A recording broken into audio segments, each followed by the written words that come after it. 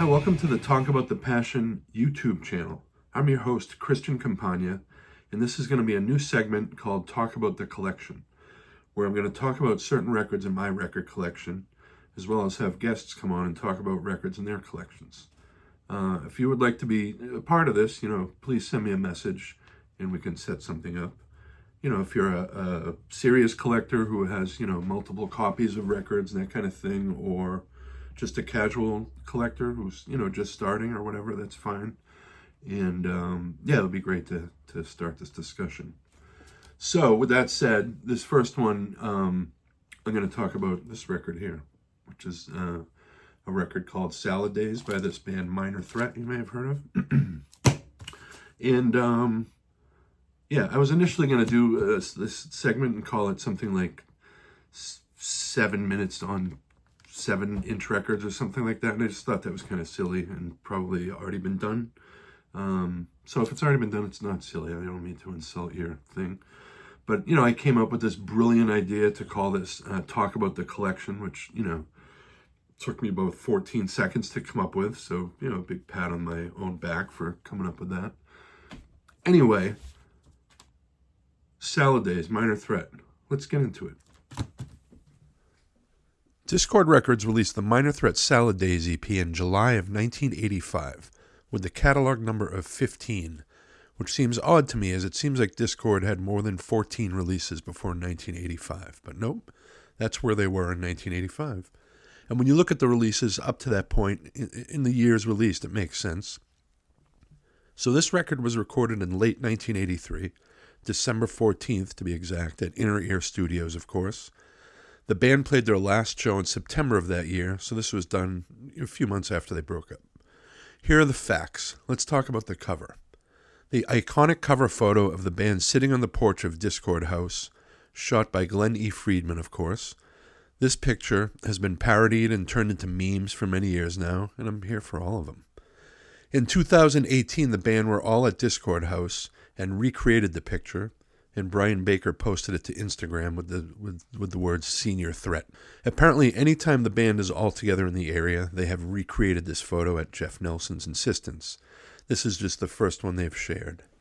I'd like those to be released at some point. The band at the time of this picture certainly were not old, but this picture says something different to me.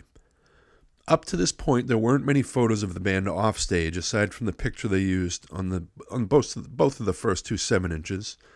On the debut, the picture of them is on the lyric sheet, and then on the back cover of In My Eyes. It's the same picture. It's that dark and grainy, black and white picture of the band sitting on a curb. Ian has an X on his hand.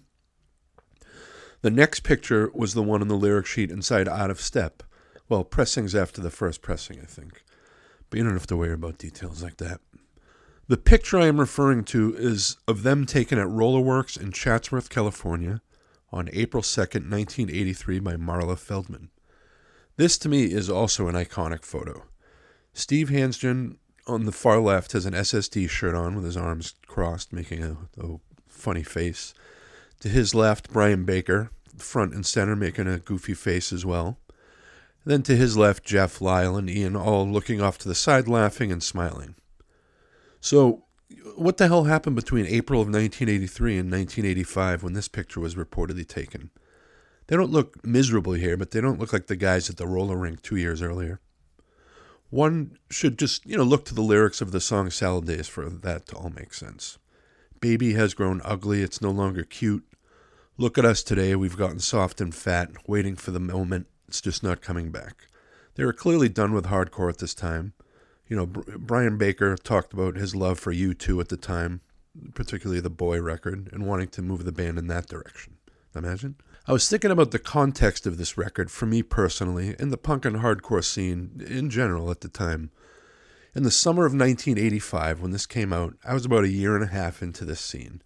I just missed seeing Minor Threat in Boston by less than a year, but let's not get into that. I've already went through trying to guilt my parents into saying they should have had me a year earlier, and they just didn't care. By 1985, a lot of the bands I loved were moving on from hardcore. DYS had gone metal with their, divisive self-titled second record, which I'm a big fan of. SSD as well with their How We Rock and Break It Up records. And then 7 Seconds had the New Wind record, which was a slight departure from Walk Together, Rock Together, and The Crew. And that record came out in 1986, and it was half produced by Ian MacKaye. It included the song I Still Believe, which I always thought was funny, as Kevin Seconds, who has, the reputation as one of the nicest guys in hardcore, throws a little shade at SSD with the line, and they don't include a lyric sheet because of what they say ain't proud. The SSD record, How We Rock, with the back cover that's essentially the same as AC/DC's For Those About to Rock, we salute you, famously claims there is no lyric sheet available for this record, which in retrospect is certainly a statement for a band with 2 records full of lyrics a lot of people took to heart.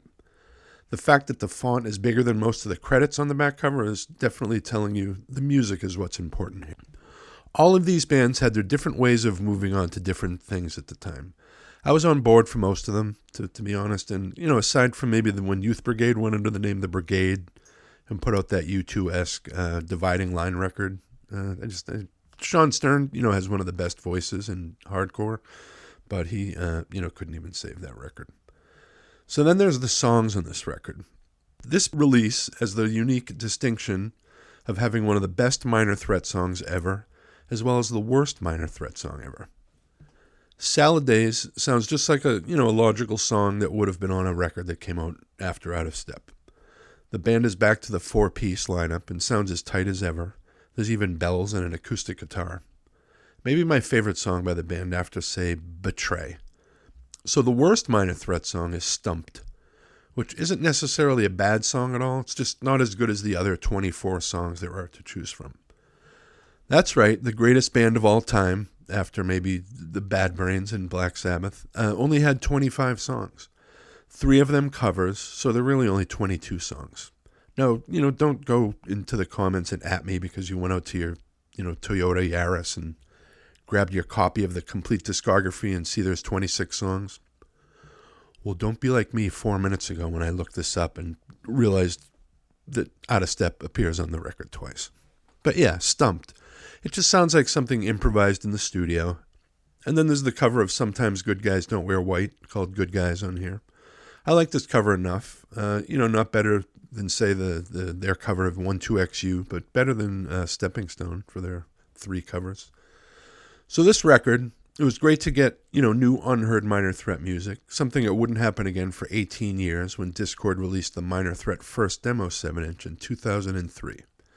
It wasn't new music per se, but it was 8 versions of songs I had never heard before.